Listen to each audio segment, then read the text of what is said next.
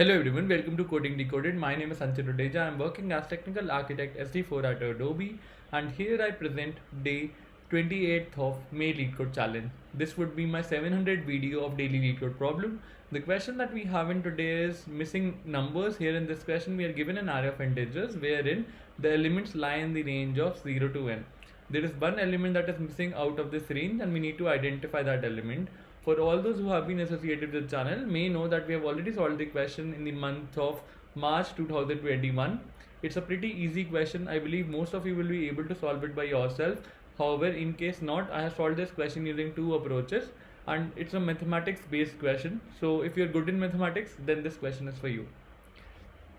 Apart from this, I would like to make a very important announcement. Placement season is around the corner, and in order to help you guys, I have created SD revision sheet.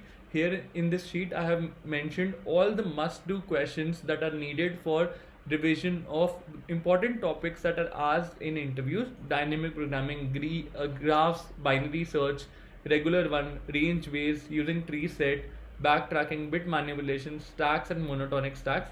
I'll be adding more to it, and once you will open any of these revision sheet, you will see that here I have listed questions in increasing order of complexity. Along with this, I have mentioned YouTube video solutions for each one of them, and in case you get stuck with any of the question, then you can refer to that video. Once you will complete the entire revision sheet, you will yourself feel motivated and ready to go in the battlefield of interviews. Binary search topic will be fully covered after going through these 24 questions, and similarly the other ones as well: bit manipulation, monotonic stacks. These are highly asked in interviews, so please guys, do them by heart. Learn these questions up. If you are new, don't worry, I have marked few questions that found the foundation of these concepts, to give them a shot. With this, let's wrap up today's question. Over to you guys. I genuinely hope you thoroughly enjoy going through all the videos up. Thank you.